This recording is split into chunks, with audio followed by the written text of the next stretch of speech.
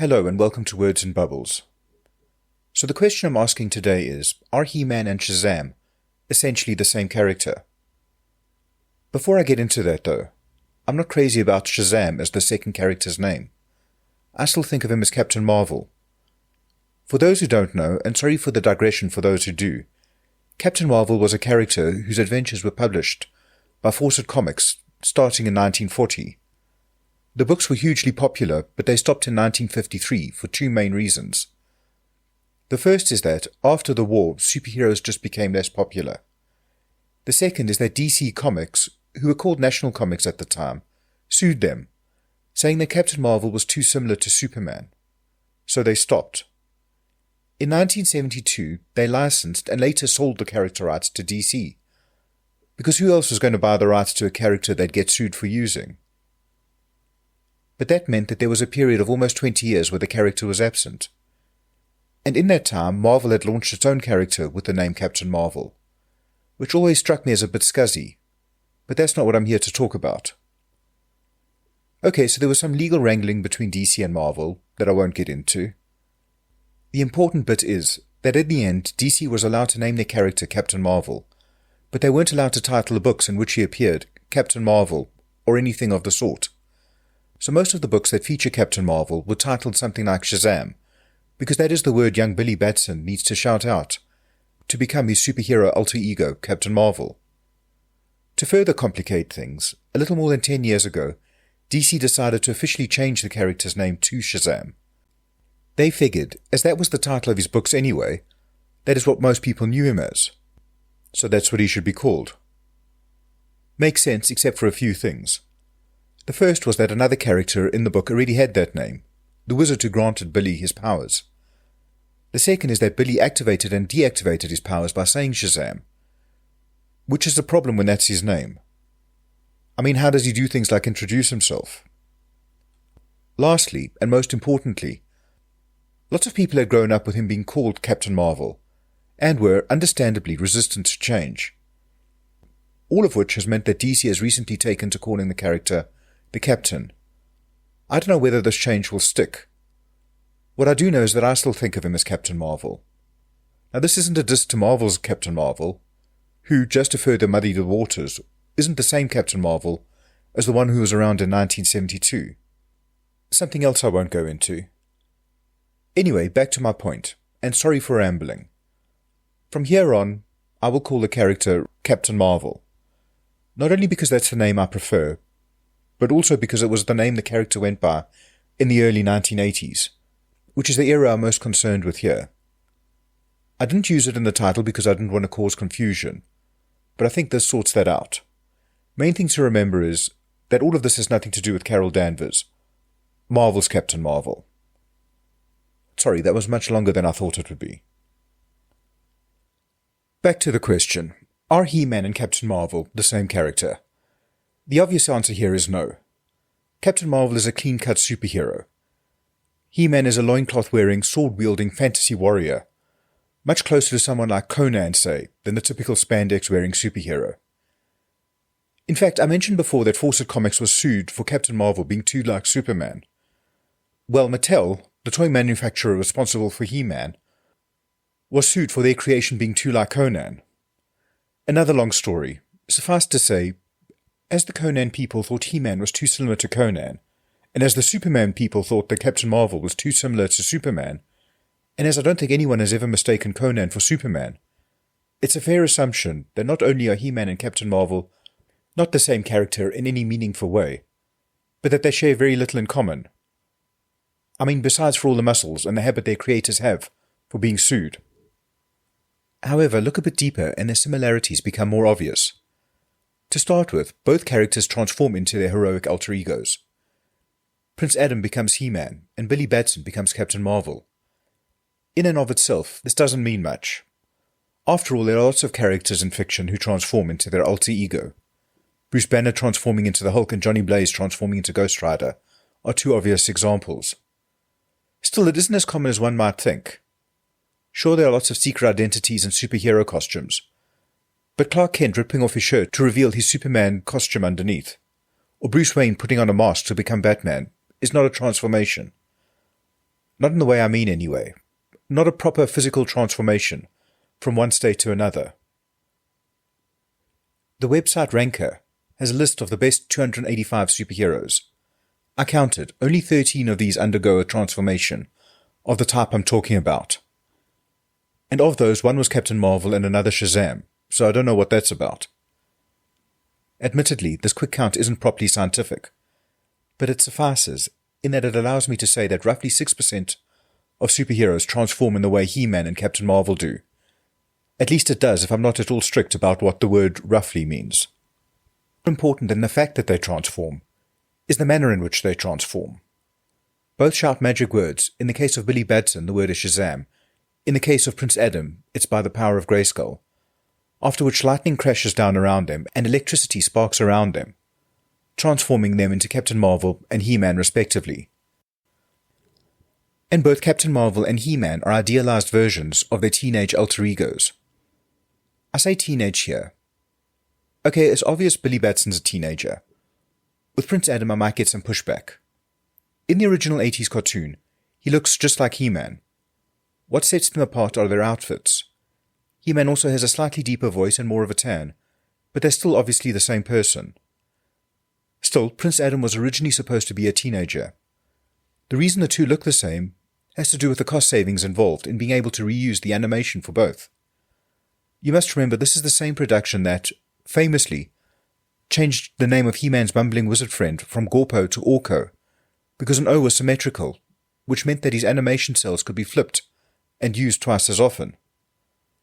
The 2002 remake, also called He-Man and the Masters of the Universe, makes this distinction between Adam and He-Man clearer. Here, Prince Adam is expressly said to be 16 years old, and he's just had his birthday, while He-Man looks to be a giant of a man in his prime. So teenagers who transform by magical lightning into muscle-bound, superpowered versions of themselves, in their prime by shouting magical words. Okay, that's similar, but there are lots of similarities in comic books, and on TV shows. Both Batman and the Punisher had their families murdered in front of them, and went on to become vigilantes. But nobody thinks that they're now the same character. Angel and Hawkman both have wings. Hawkeye and Green Arrow both use arrows. There are obvious similarities between these characters, but equally obviously, they aren't the same characters. So isn't that what we have here with He-Man and Captain Marvel? Maybe, but the similarities I've already mentioned don't begin to scratch the surface. How about the fact that Billy is granted the power to transform by a wizard? Adam is granted it by a sorceress. I realize it's a bit more complicated with both, but that's the gist of it, and that's pretty similar.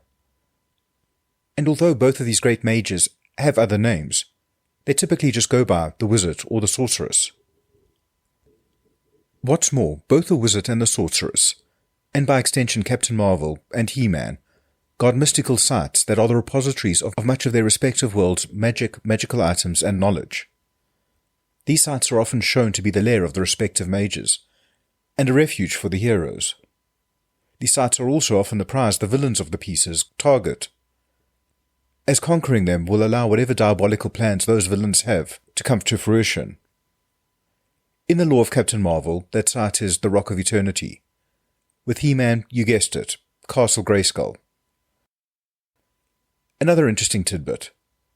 The Rock of Eternity is at the center of time and space. While I can't say that for Castle Grayskull itself, I can say that the planet Eternia, where He-Man lives, is supposed to be in the center of the universe. I suppose Grayskull could be seen as the figurative center of the planet, but I think saying that the Rock of Eternity and Eternia are at the centers of their respective universes is enough. And then, of course, there's a similarity between the words eternity and Eternia here. Following on from similar words, I'm going to talk about similar phrases. Captain Marvel is known as the mightiest mortal. His original tagline in the DC comics was the original Captain Marvel, an obvious dig at Marvel. Anyway, they had to change it, and the mightiest mortal was chosen. While He-Man is known as the most powerful man in the universe. I mean, if we disregard in the universe because it doesn't really add too much to the sentiments being expressed, then we have Marvel as the mightiest mortal and He-Man as the most powerful man. We can probably agree that mightiest and most powerful are synonyms, Also, while the word mortal doesn't necessarily have the same meaning as the word man, I would argue that it can in the case where we are distinguishing mankind from magical beings like elves or vampires or whatever. And in Captain Marvel, where Billy shouts Shazam, which is an acronym for the names of 6, and I'm quoting here, immortal elders, that's Solomon, Hercules, Atlas, Zeus, Achilles and Mercury, in order for him to transform. I think that's the case here. The mortal distinguishes him from these immortals, in the same way that the word man distinguishes him from these gods. I wouldn't even be surprised if they'd initially thought of using the word man instead of mortal, but had decided against it because Billy was still a child. Having said all that, mightiest mortal and the most powerful man in the universe pretty much amount to the same thing. And then there's probably my favourite similarity. Not with all media, but generally and originally. Both Billy Batson and Prince Adam had a twin sister, and in both cases they didn't know they had a twin. Neither did the sister. In Billy Batson's case, their twin was Mary Batson. After the infant Batson twins' parents died in a car accident, they were separated, Billy going to an orphanage and Mary going to the rich Mrs. Bromfield. With Prince Adam, his sister Adora was kidnapped by Skeletor and the evil Hordak when they were both infants.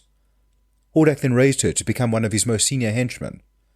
It's only later that both Billy and Adam became aware of their sisters, and their sisters them. What's more, both sisters are then granted powers almost identical to their brothers. Mary Batson becomes Mary Marvel, and Princess Adora becomes She-Ra. These two female spin-offs then go on to share adventures with their brothers, while also starring in a number of their own. That's got to be more than coincidence, doesn't it? I mean, female versions of male heroes are pretty common, but a long-lost twin being that female version. There must be other examples of it, but I can't think of any at the moment. That's not to say that there aren't similarities that I do think are coincidences. Things like, well, in some versions, most versions now, of Masters of the Universe, Prince Adam had a greedy uncle named Keldor who wanted to, in effect, steal Adam's birthright and become the ruler of Eternia. This uncle then went on to become Skeletor, so He-Man's archenemy. While on the Captain Marvel side of things, the 1987 miniseries Shazam, The New Beginning, had Dr. Savannah, so Captain Marvel's archenemy, as Billy's greedy uncle, who wanted to steal his inheritance. Another well-known He-Man foe is Beastman. Mirroring this is a Captain Marvel villain named King Cole, or the Beastman, who is the last of the ancient beastmen who once ruled the earth. Moving away from villains, Captain Marvel typically has the ability to share his powers with some of those he considers family. Generally, this is Mary Marvel and his dear friend Freddie Freeman, who can transform into Captain Marvel Jr. For the last 10 years or so, Billy has shared his abilities with all 5 children in his foster family. As for He-Man, in the 2021 CG show, he can do a similar thing to his friends. Probably the strangest coincidental similarity between He-Man and Captain Marvel is that they are both friends with talking tigers.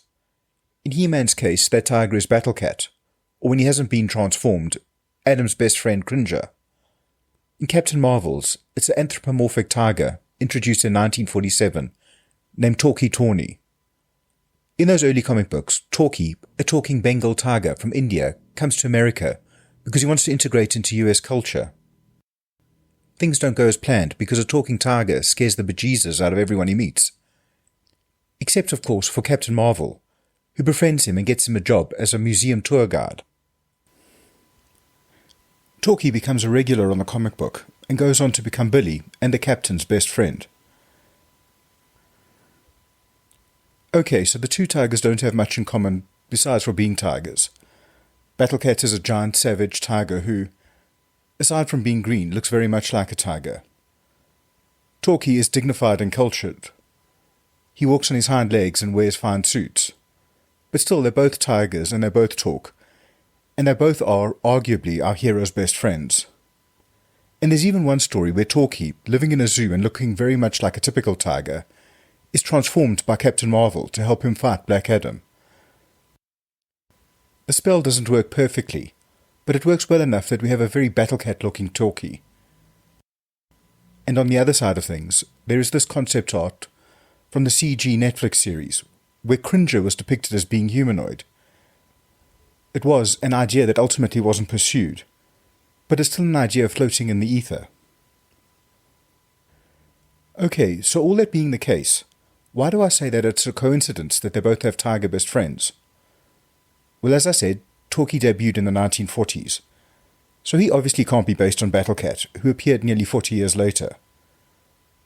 And the story of how Battlecat came to be is a fairly well-known one. Basically, the execs at Mattel thought that they needed some sort of vehicle or steed for He-Man, but they didn't have the money to design something new. So instead they just repurposed a toy they were already making, a tiger from the Big Jim toy line. They painted it green and slapped a saddle on it, and voila, Battlecat. Giving it purple fur, they also got Skeletor's feline mount Panther. So no copying, but certainly a weird coincidence. Probably not my favourite coincidence though, although it's up there. My favourite is that they've both battled Superman, and have done so on a number of occasions. More than that, these battles have been pivotal in the histories of these two characters, going a long way to introducing or reintroducing them to the world. Of course, this can't be considered a weird coincidence by any stretch, as companies always seem prepared to cash in on fans' eagerness to know who's the strongest, or the fastest, or the meanest, or whatever. And each of the three we're concerned with here could certainly claim to be, in one way or another, the strongest. So them fighting each other is a natural. So natural, in fact, that He-Man first fought Superman in April 1982 in the pages of DC Comics Present. That's almost a year and a half before the cartoon series. The most recent time they fought, that I'm aware of anyway, was in DC Universe vs. the Masters of the Universe, a 6-part miniseries that first came out in 2013. There's also 2018's Injustice vs. Masters of the Universe, in which He-Man fights a Superman based on the Injustice Gods Among Us game character, so an evil version of Superman, which I suppose still counts. And Captain Marvel? One of the first things DC did when they got the rights to Captain Marvel in the 1970s was put him against Superman. I don't know how many times the two have fought each other over the years, but a trade paperback was released in 2021 titled Superman vs. Shazam, the cover of which states that it reprints 8 of their confrontations. So the answer is at least 8 times, which is a lot, and having read them all, and all the He-Man and Superman stuff, all the stuff I could find at least, I still don't know who I think would win in these matchups, all else being equal, which is fun. For those interested enough to want to know, but not interested enough to actually read any of these comic books, I will tell you that the victor is never completely clear, as is typical with this sort of thing. Superman is generally presented as having a wider range of abilities, but at the same time of being vulnerable to magic, which both He-Man and Captain Marvel are. Okay, so that covers the similarities. Most of them anyway, but it doesn't give a reason for them. As I said, some are probably just coincidence, even if that coincidence is as, and I'm going to use the same word again, weird as having talking tigers as major characters. But they can't all be. So is there some deeper reason? Well, yes, I think there is, and I'll get to that.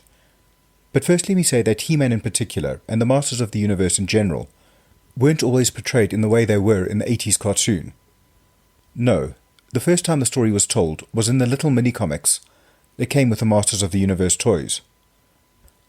After the cartoon series debuted, these mini-comics came to align themselves with that canon, which makes sense as He-Man and the Masters of the Universe was just about the biggest cartoon in the 1980s. But before that, elements of the story presented in those mini-comics were quite different from what it ended up being. Eternia was a darker place. The story took place after Great Wars had sent the once advanced Eternian civilization into a post-apocalyptic and barbarous Dark Age, where the technology and most of the magic from those earlier times was lost.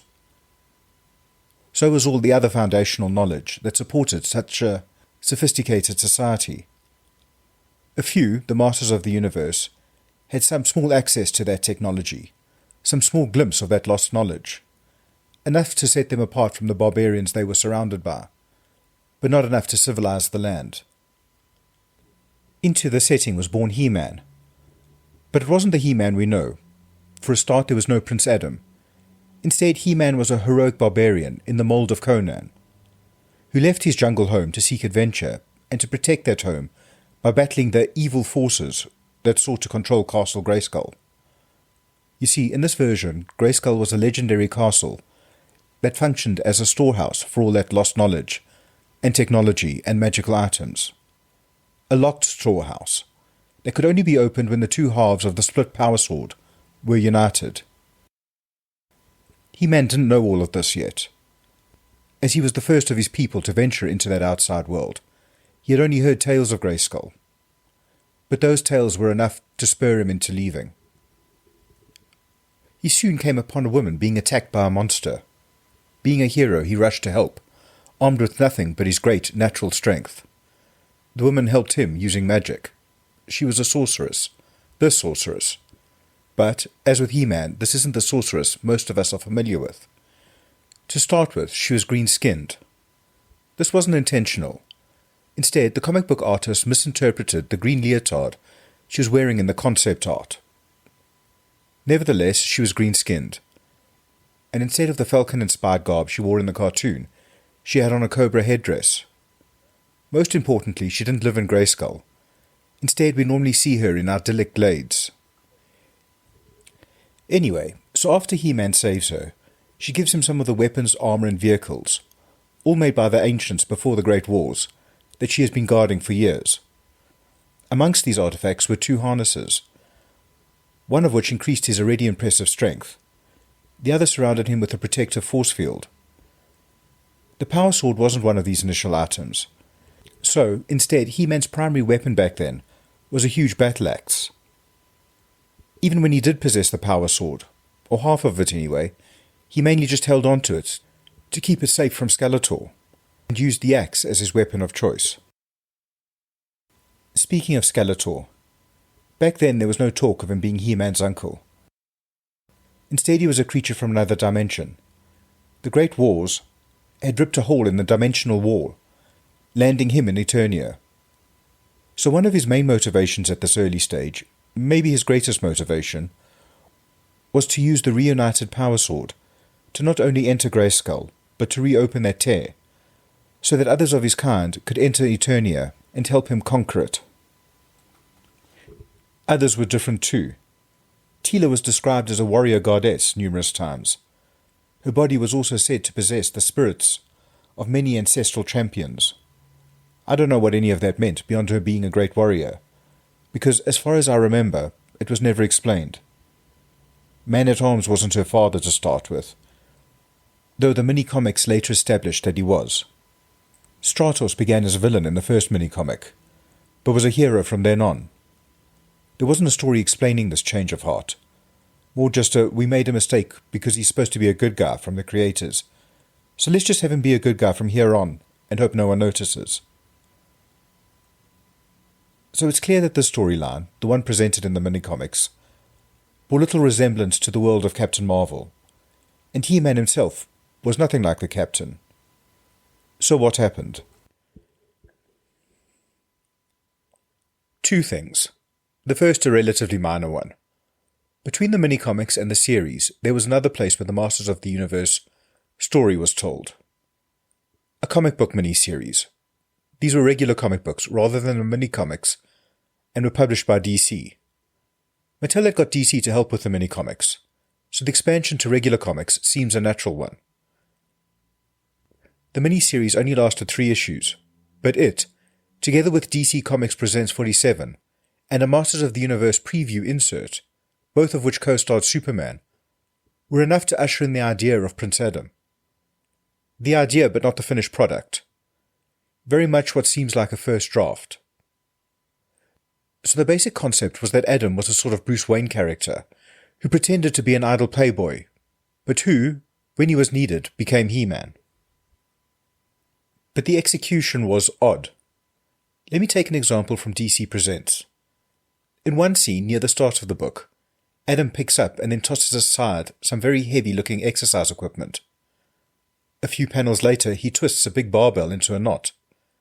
Both suggest, no, more than suggest, they make it clear that he has superhuman strength, which he exhibits in front of Man-at-Arms and Teela.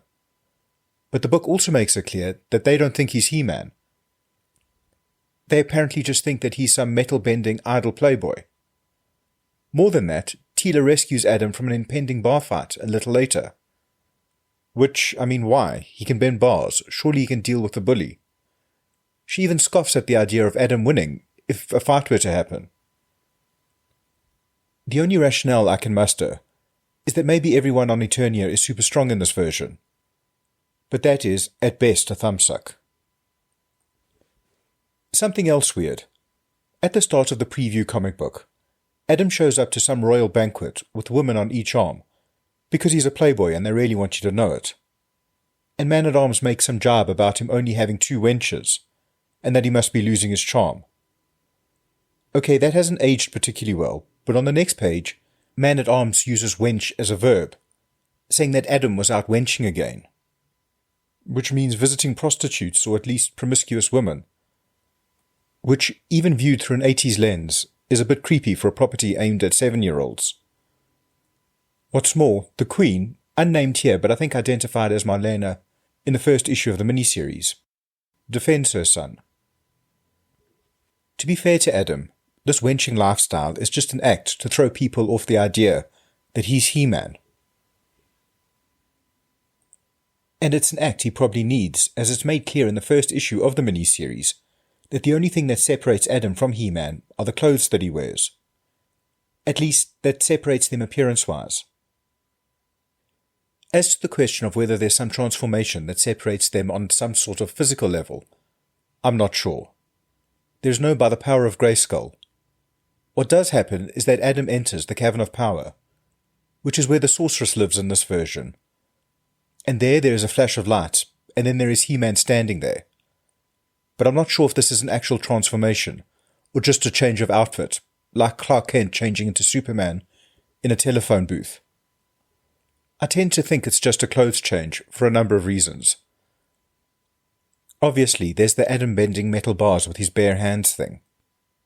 So he's as strong as He-Man, or seems to be, all the time. Then there's the fact that Cringer doesn't seem to grow at all when he changes into Battle Cat. Another thing, He-Man still gains strength from the harness he wears, which would seem to indicate that it's not he himself that transforms into someone stronger. There could well be other reasons, but the only one I'll mention is the era in which the comic book was published. While it's perfectly reasonable for someone reading the miniseries after watching the cartoon series, or reading any of the later comic book series, to assume that the flash of light meant that Adam has transformed into He-Man, by that I mean that more has happened to him than him simply donning his superhero outfit.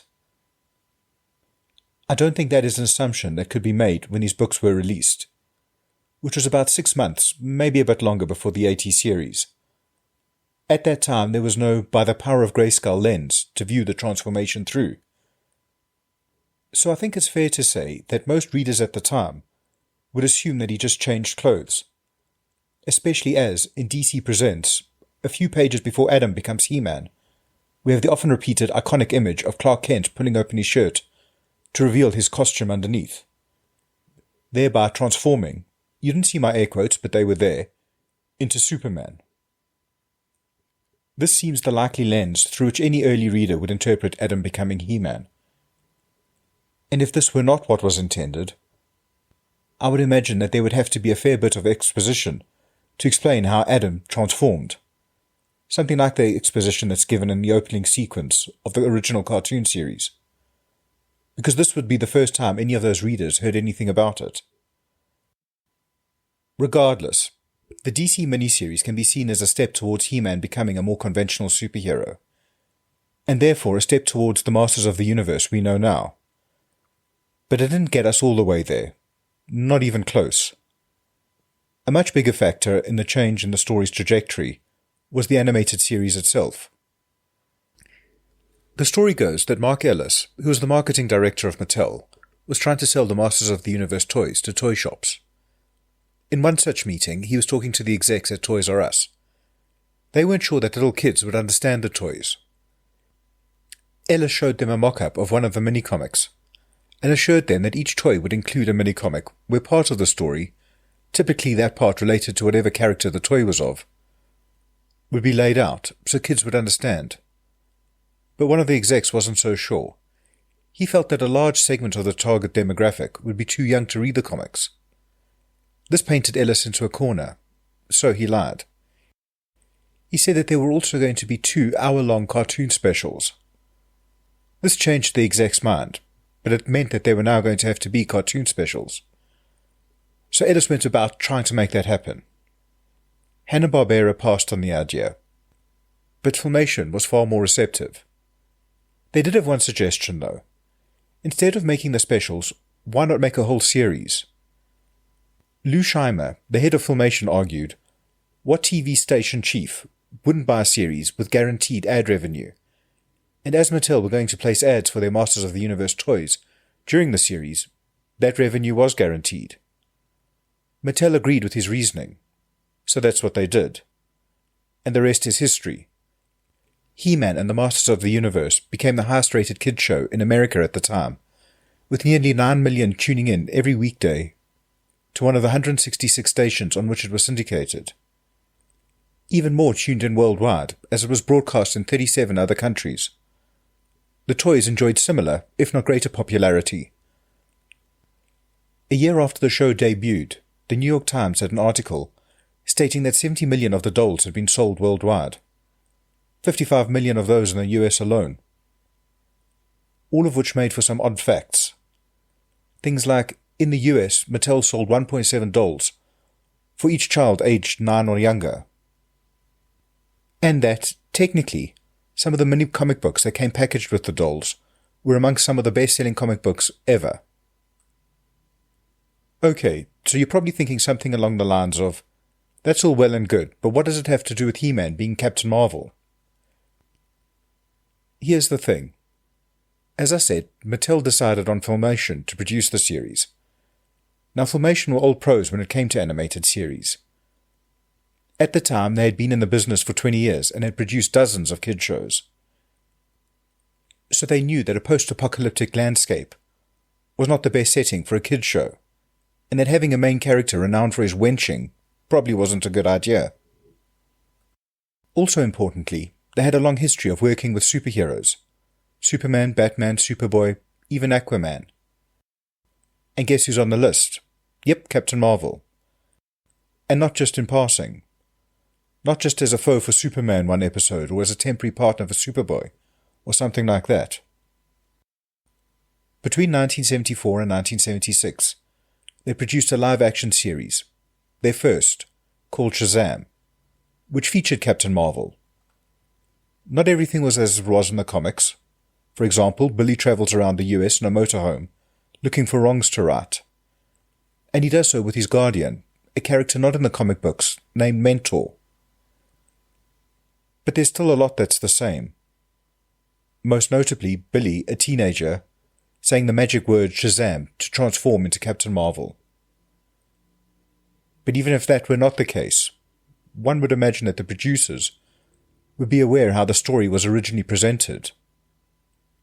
And even if somehow they were not, Filmation also produced a second Shazam series, this one animated, that was bundled with another cartoon series called Hero High and live segments to form a Saturday morning show called the Kids Superpower Hour with Shazam. They came out in 1981, 2 years before He-Man and the Masters of the Universe. And this version was much closer to the source material. What's more, Lou Scheimer, the head of Filmation, the guy I earlier said convinced Mattel to make a Masters of the Universe series, and the guy that, after they did, was responsible for developing and executive producing the series, was also one of the executive producers on both Shazam shows. He was also a voice actor on all 3 shows. I don't know how much being a voice actor on there matters, but it does illustrate just how involved he was with all. And there were other people similarly involved.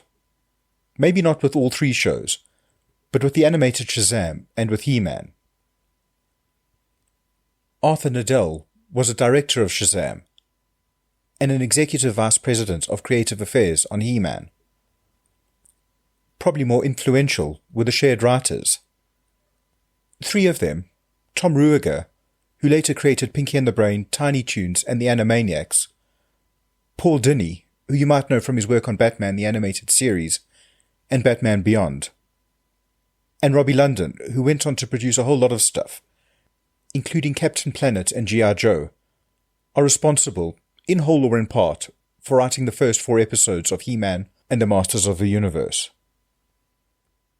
They were responsible for scripts beyond those two, but my point is that they had influence early on, when the world of He-Man was first being tackled for the show.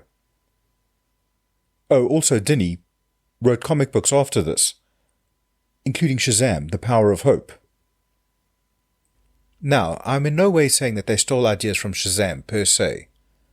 For a start, I don't know the ins and outs of the discussions within Filmation and Mattel, and between Filmation and Mattel, that led to the version of the series we have. It happened 40 years ago, so I would imagine that most of the details are lost, or would be disagreed upon. So how could I come to any sort of conclusion that something untoward happened? But that doesn't mean that the people who worked on the He-Man series weren't influenced by the earlier work, weren't on some level subconsciously inspired by it. There just seem too many coincidences for that not to be the case. And that's not a bad thing, in my opinion anyway. The people behind the He-Man cartoon needed to get their inspiration from somewhere. That's just how inspiration works. So what better inspiration for arguably the most successful cartoon of the 1980s than arguably the most successful comic book of the 1940s?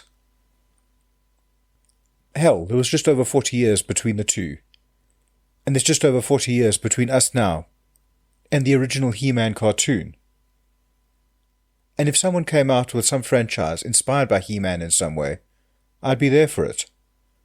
And I wouldn't have any misgivings about the fact that this new franchise wasn't 100% original, because nothing is.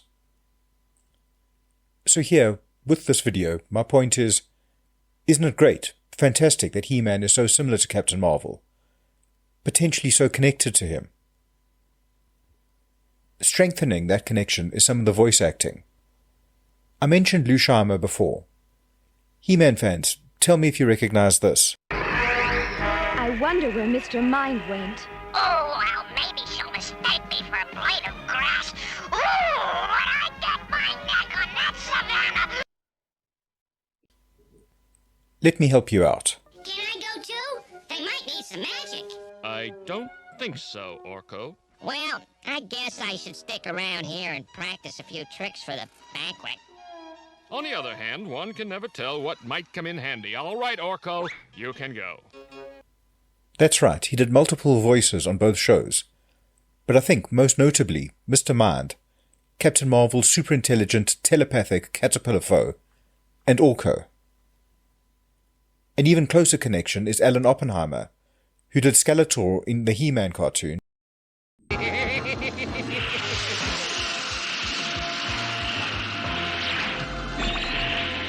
Cosmic comet is now in my power. and Dr. Savannah in Shazam. Look! Holy moly! It's Dr. Savannah and Mr. Mind! Right, Billy Batson, and it's also your finish.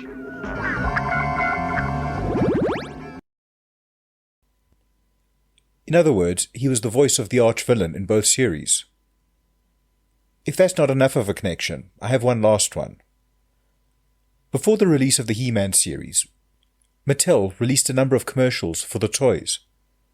In one of them, there was a 30-second or so mini-animated film with He-Man battling Skeletor in Castle Grayskull. The studio Mattel chose to do the animation was Filmation. And the actor Filmation chose to lend his voice to He-Man? He-Man, Skeletor has captured Castle Grayskull. We must stop his evil power. To Grayskull! Defeat He-Man's forces, but leave him to me. Here I am, Skeletor. That's Burr Middleton. the actor who, a few months earlier, was doing the voice of Captain Marvel. Shazam!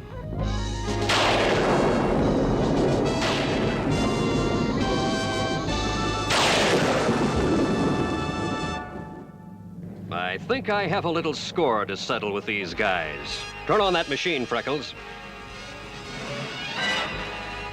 What this also illustrates is that Filmation, with all of their Captain Marvel connections, was involved in the creative process earlier than the He-Man series alone would attest. And the fact that they chose Bo Middleton to be He-Man's first voice means that there's a good chance that the idea of Captain Marvel was lurking somewhere in their minds when they were. So yes, that's about it. Except for one further tidbit. I mentioned 2018's Injustice vs. the Masters of the Universe earlier, where He-Man fights the Injustice version of Superman, so basically an evil version of the character.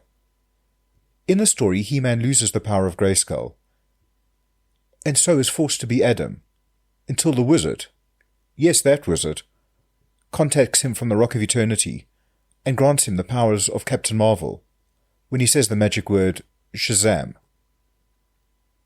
Now obviously 2018 is way too late for any sort of claim that either of these characters were influencing the creation of the other.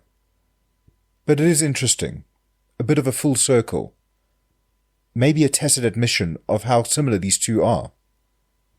Of course, it could also be just another coincidence. Either way, it's sort of a team-up, Captain Marvel and He-Man together, against their old foe, Superman. And as this Superman isn't the real Superman, but rather an evil despot, the amalgam of He-Man and Captain Marvel, so Captain He-Man maybe, wins. And actually does so quite easily.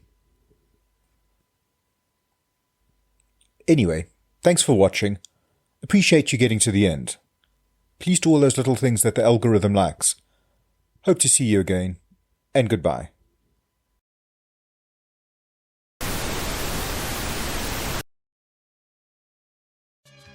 By the power of Grayskull!